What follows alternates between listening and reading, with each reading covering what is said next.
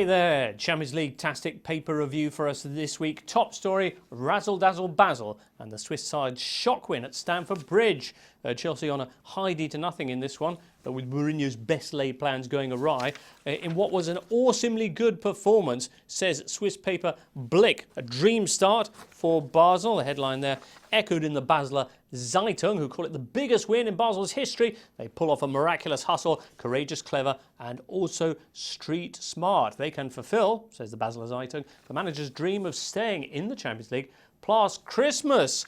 Meanwhile, they were like 11 lions with 3 lungs and 2 hearts, says Tigers Anzeiger, each, I assume.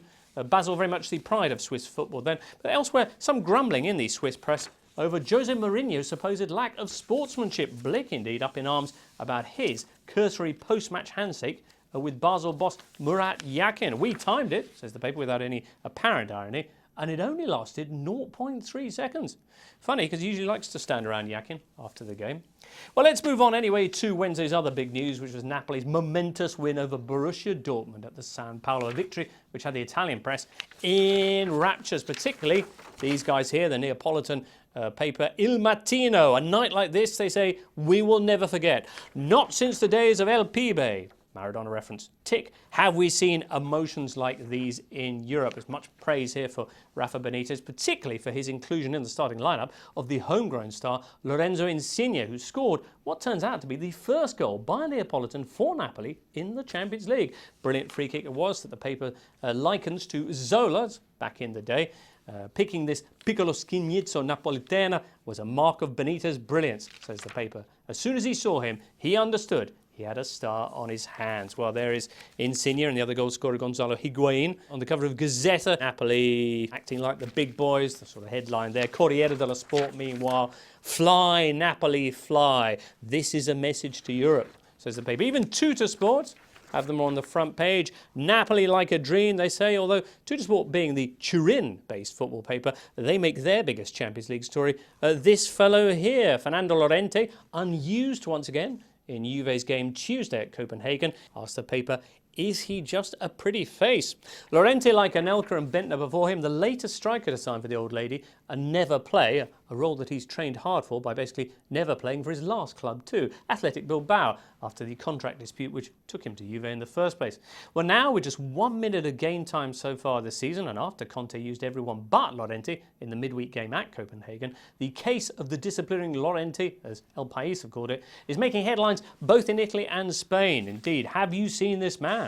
Asked La Repubblica on Thursday, pointing out that Llorente's name is almost an anagram of frenata relento, sort of handbrake slowdown. They ask, did Juve actually only sign him on a Bosman just to sell him off at a whopping profit come January?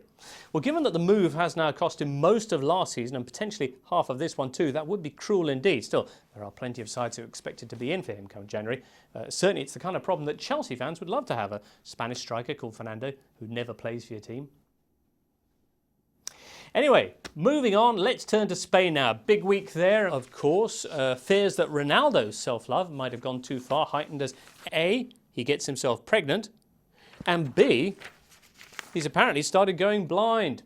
On field, though, it is all good news. Tuesday, Ronaldo playing a star role in Real's 6-1 demolition of Galatasaray. Here's the Turkish headline. Drogba sprawling on the ground. Did anyone get the licence plate? Ronaldo's hat-trick, though, in the match, prompting Thomas Roncero on the cover of AS to ask, is Ronaldo better than Puskás? Yeah, 205 goals from Puskás in his first 204 games for Real. Ronaldo has scored 206. Paper, though, the next day reconsidering. They point out that Puskás actually posted those figures at 31 years of age, after 2 of which he'd spent out of the game as a refugee from the Soviet invasion of Hungary, which kind of trumps feeling a little bit sad over your contract. Anyway, Wednesday, of course, saw Ronaldo's big rival Leo Messi respond in kind with a hat-trick of his own as Barcelona wiped the floor with Ajax. Messi also scores 3.